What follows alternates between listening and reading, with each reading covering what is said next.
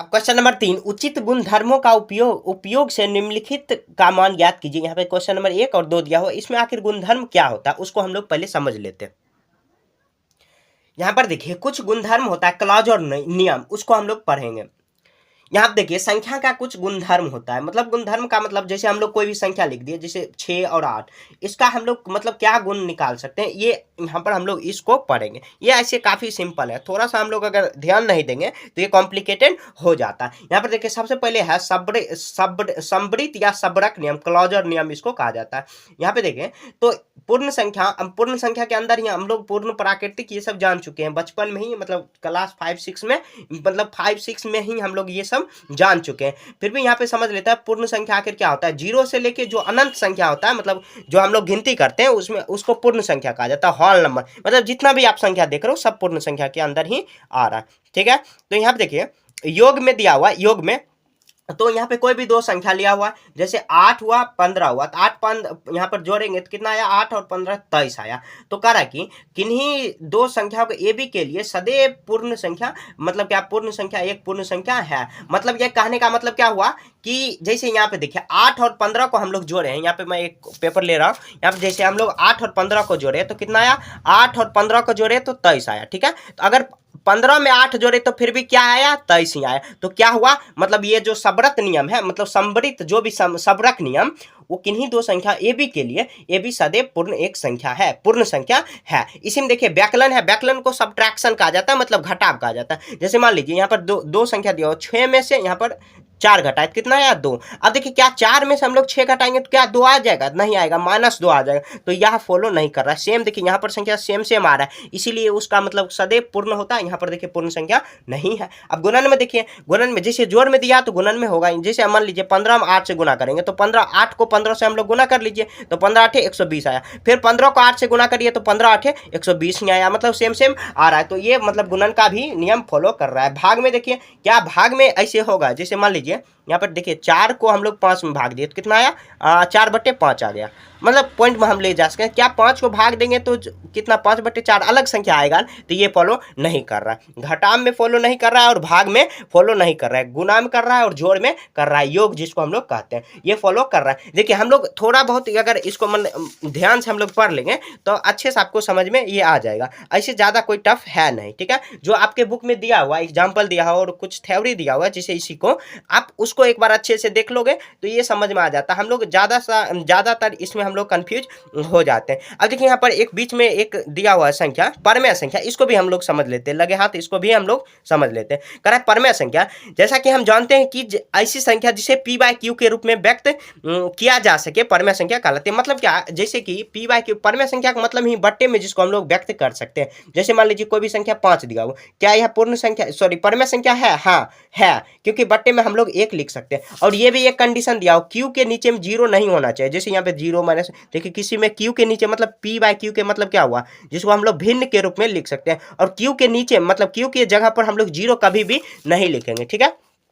अब देखिए यहाँ पर उसका भी कुछ यहाँ पर सबरक के नियम में यहाँ पर कुछ फॉलो करने को दे रहा है, मतलब क्या भिन्न में दिया हुआ, तो इसको भी आप एक बार देख सकते हैं। यहाँ पर जैसे हम लोग जोड़ घटाव गुना भाग हम लोग कर रहे हैं, सेम यही व्याकलन में भी होगा, सेम टू सेम ऐसे ही होगा। यहाँ पर परमेय संख्या में दिया हुआ मतलब भिन्न में दिया हुआ, ठीक है। अब देखिए हम लोग कॉम्बिनेटिव लॉ को यहाँ पे देख लेते हैं। कॉम्बिनेटिव लॉ जिसको हम लोग क्रम भिन्नता का नियम कहते हैं। ये सब जो नियम हम लोग पढ़ा रहे हैं उसको आप एक बार अच्छे से क्या कर सकते हो कि आप कॉपी पर और शॉर्ट में उसको हम लोग समझने का प्रयास करेंगे, तब के अच्छे से आपको समझ में आ जाएगा। जैसे क्रम भिन्नता का नियम क्या हो रहा है, जैसे मान लीजिए यहाँ पर 2 संख्या दिया हुआ है, 2 संख्या दिया हुआ सेम उसी के जैसे है। जैसे यहाँ पे देखिए यहाँ पर 5 और 7 दिया हो तो क्या 12 आ गया, और 5 में 7 जोड़ेंगे तो 12 फिर भी आया। क्या आप देखिए ए बी और ए बी बी ए सत्य है, तो ये हुआ क्रम भिन्नता का नियम हुआ। अब देखिए व्याकलन में क्या हो रहा है, तो नहीं हो रहा है, तो यहाँ वही दिया हुआ ए मतलब कोई भी संख्या, बी मतलब फिर भी कोई संख्या, तो उसको माइनस करेंगे तो नहीं होगा। तो ये सब मैं हाईलाइट कर दिया हूँ कि ताकि आपको समझने में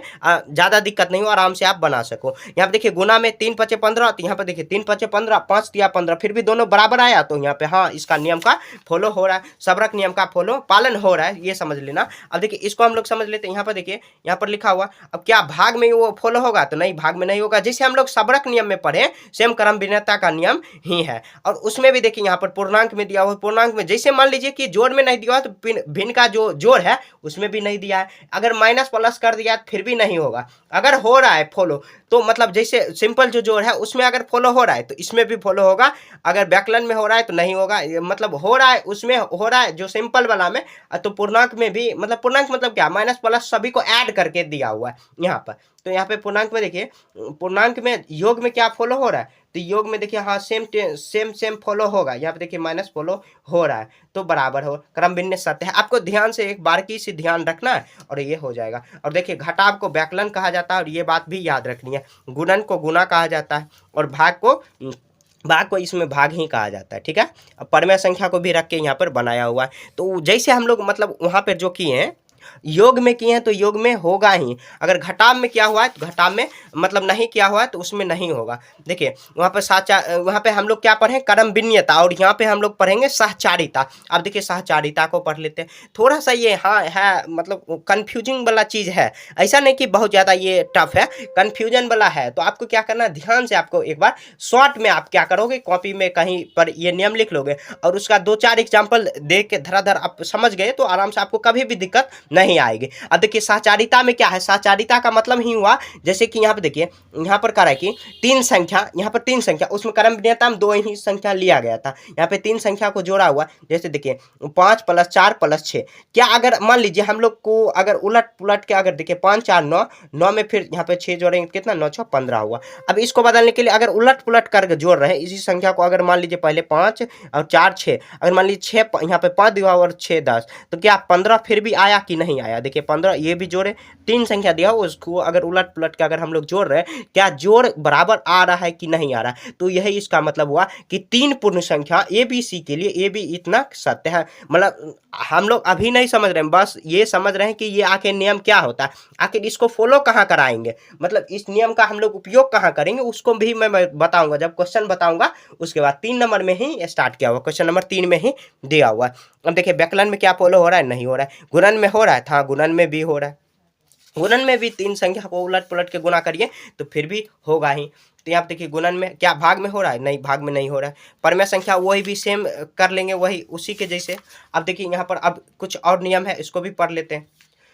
यहाँ पे देखिए करा किसी यहाँ पे शून्य का नियम। अब देखिए यहाँ पे कुछ और नियम साथ साथ हम लोग कुछ और नियम मतलब पढ़ते ही चल जा रहे हैं ताकि आपको दिक्कत भविष्य में नहीं हो। अब देखिए यहाँ पर शून्य का नियम क्या होता है, आखिर शून्य की भूमिका करा कि किसी पूर्णांक या किसी परमेय संख्या में जब शून्य जोड़ा जाता है तो योगफल फिर से वही संख्या आता है। मान लीजिए कोई भी संख्या जैसे 1 है, 1 में हम लोग शून्य जोड़ेंगे तो 1 ही आएगा, और कोई भी संख्या 1 ही है, 100 अगर हम लोग शून्य में गुना करेंगे तो शून्य ही आएगा। इसका मतलब ये नियम हुआ। जैसे शून्य का योग तत्समक कहलाता है, शून्य का योग तत्समक मतलब क्या कि हम लोग जो संख्या में 1 से गुना कर रहे हैं शून्य का योग तत्समक, तो ये आइडेंटिटी लो हो गया। और गुणात्मक प्रतिलोम ये हुआ, मतलब गुना करने के बाद 1 आ रहा है उसका मतलब ये हुआ, ठीक है। अब देखिए यहाँ पर हम लोग ये समझ चुके हैं यहाँ के लिए गुणात्मक तत्समक। यहाँ देखिए गुणात्मक, ये देखिए शून्य का योग तत्समक हम लोग आगे जो क्वेश्चन नंबर 9 है उसमें मिलान कराने वाला है, तो इसीलिए इस सबको हम लोग देखते चल रहे हैं ताकि जब क्वेश्चन बनाएंगे तब आपको दिक्कत नहीं आएगी। यहाँ देखिए शून्य का योग तत्समक कहलाता है ये संख्या, करा कि इस प्रकार जैसे वही संख्या जोड़े तो फिर से वही में अगर जोड़ रहे तो फिर भी वही संख्या आ रहा है। जैसे शून्य में 1 जोड़े तो 1 आया, अगर 1 में ही हम लोग शून्य जोड़े तो क्या 1 ही आएगा फिर भी, तो ये शून्य का योग तत्समक हो गया। इसका मतलब ये हुआ। अब देखिए यहाँ पर गुणन का ये जो नियम हुआ, करा कि यहाँ पर गुणात्मक तत्समक आखिर क्या होता है, तो करा किसी संख्या पूर्णांक या परमेय संख्या जब 1 से गुना किया जाता है तो गुणनफल फिर से वही संख्या प्राप्त होती है। इस प्रकार एक गुणात्मक तत्समक है, एक गुणात्मक तत्समक है, ठीक है। जैसे यहाँ पे वही संख्या में अगर गुना कर रहे हैं तो वही संख्या फिर से आ रहा है। जैसे मान लीजिए 6 यहाँ पे 6/5 दिया, उसमें 1 से गुना करेंगे तो 6/5 में आया, तो यही गुणात्मक तत्समक हुआ, ठीक है। तत्समक मतलब same to same, multiplicative identity identity हुआ। ठीक है, अब देखिए हम लोग योज प्रतिलोम पढ़ चुके हैं पहले से ही, व्युत्क्रम भी यहाँ हम लोग व्युत्क्रम या गुणात्मक प्रतिलोम भी पढ़ चुके हैं। अब देखिए यहाँ पर और कुछ बेसिक चीज़ है, उसको भी हम लोग देख लेते हैं। अब बेसिक चीज़ नहीं है, आप हम लोग चैप्टर पर डायरेक्ट आते हैं। यहाँ देखिए अब 3 नंबर का 1 नंबर बनाते हैं। यहाँ पे 4/3 प्लस 3/5 और प्लस यहाँ पे माइनस 2/3 दिया हुआ और प्लस माइनस 11/5 दिया हुआ। तो देखिए सबसे पहले हम लोग इसको गुणधर्म जो हम लोग पीछे पढ़ चुके हैं उसको मतलब वो जो रूल है, नियम है, उसको अप्लाई करके इसको हम लोग कैसे आसानी से आसानी मतलब आसान से आसान हम लोग सॉल्व कर सकते हैं। यहाँ देखिए हम लोग क्या करेंगे, यहाँ देखिए 4/3, यहाँ पे देखिए बेस में 2/3, तो क्या करेंगे सबसे पहले इसको हम लोग प्लस का साइन और 2/3 कर देंगे। अब देखिए यहाँ पर अब क्या करेंगे, इसको 3/5 और प्लस का साइन दे देंगे -11/5 कर सकते हैं। ठीक है, अब देखिए क्या करेंगे, ये जो इधर जो एक है इधर जो एक है, यहाँ पर कौन सा हुआ, क्रम भिन्नता का नियम हम लोग पढ़े हैं। क्रम भिन्नता का नियम यहाँ पे लिख भी सकते हैं, भिन्नता से, क्रम भिन्नता से। तो अब क्या करेंगे, यहाँ पे देखिए 4/3 और प्लस माइनस क्या हो जाएगा, -2/3 हो जाएगा। अब देखिए प्लस यहाँ पे कितना हो जाएगा, 3/5 और प्लस माइनस माइनस 11/5 हो जाएगा।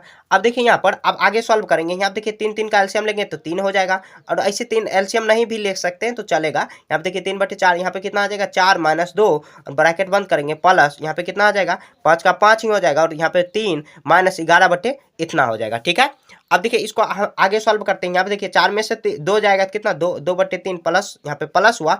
अब देखिए यहाँ पर क्या रहेंगे, 3 में से 11 जाएगा तो कितना, -8, अब बट्टे में 5। अब क्या करेंगे, यहाँ पर देखिए 2/3 और प्लस माइनस माइनस, ये बात आपको याद रखना है, कोई भी जैसे विपरीत साइन है तो उसमें हमेशा माइनस ही होगा। अब देखिए 3 5 का एलसीएम लेंगे तो 3×5 = 15, और जैसे हम लोग सॉल्व करते हैं 3×5 = 15, 5 है, 5 को ऊपर से गुना कर देंगे तो कितना आ जाएगा, 5 दूनी 10 हो जाएगा, माइनस और 5 या 15, 3 है, 3 को ऊपर से गुना कर देंगे, अतिरिक्त 24। अब देखिए 10 में से 24 नहीं घटेगा, उल्टा, तो आपको उल्टा घटा देना और माइनस का साइन लगा देना। जब ये छोटा में से बड़ा घटाते हैं तो घट तो जाता है, उलट कर घटा देते हैं, लेकिन माइनस का साइन लगा देते हैं। जैसे 24/10 है तो यहाँ पर सॉरी, यहाँ पर 10 में से 24 घटाना कितना, यहाँ पर आ जाएगा 14, 14/15, तो माइनस कितना आया, 14/15 आया। तो इस तरह आपको ये सॉल्व कर लेना। आप चाहो सीधा सीधा बना सकते हो, लेकिन यहाँ पे क्वेश्चन में कंडीशन डाल दिया है कि गुणधर्म का उपयोग करके, तो हम लोग क्रम भिन्नता का जो नियम है उसको मतलब अप्लाई करके ये क्वेश्चन को सॉल्व किए हैं। ठीक है, अब 2 नंबर बनाते हैं। क्वेश्चन नंबर 2 देखिए, यहाँ पे 2/5 गुना -3/7 माइनस 1/6 और गुना 3/2 और प्लस 1/14 गुना 2/ यहाँ पे 15 दिया। देखिए आपको ध्यान से देखना है, यहाँ पे 3 टर्म दिया हुआ, यहाँ पर गुना में दिया हुआ 3 टर्म। एक बार देखिए यहाँ पर प्लस में दिया हुआ, यहाँ पर भी प्लस। तो हम लोग क्या कर लेते हैं, सबसे पहले ये प्लस वाले जो है उसको हम लोग एक साथ कर लेते हैं। यहाँ पर देखिए प्लस वाले 1/14 और गुना 2/5, और ये माइनस वाले है इसको एक साथ कर देते हैं, -6 और यहाँ पे 3 यहाँ पर कर देंगे 2। ठीक है, अब देखिए हम लोग यहाँ पे 2 टर्म है, मतलब यहाँ पर इसमें देखिए कॉमन क्या है, कॉमन मतलब जो दोनों में 2/5 और 2/5 इसमें भी है, तो हम लोग क्या कर लेंगे, इसको बाहर कर लेते हैं। तो कितना 3/7, प्लस का साइन है प्लस करेंगे 1/14 कर देंगे। ठीक है, अब देखिए माइनस में हम लोग क्या कर सकते हैं, यहाँ पे देखिए ये वितरण नियम से हुआ, मैं बता रहा हूँ। यहाँ पे देखिए 3 दूनी 6 हम लोग काट सकते हैं, तो कितना आ जाएगा 1/4। तो यहाँ पे लिख देंगे वितरण नियम, वितरण नियम। वितरण नियम क्या होता है आखिर, यहाँ मैं समझा रहा हूँ। यहाँ पे देखिए वितरण नियम मैं आपको समझा रहा हूँ। जैसे यहाँ पे देखिए a + b + c, तो मतलब एक बार a से गुना b में लेगा फिर से, और a से गुना एक बार c में लेगा, यही वितरण नियम हो गया। ठीक है, हम लोग अगर इसको एक्सप्लेन करेंगे तो ये इस तरह वितरण में प्लस का साइन है तो प्लस, माइनस का साइन है तो माइनस करेंगे।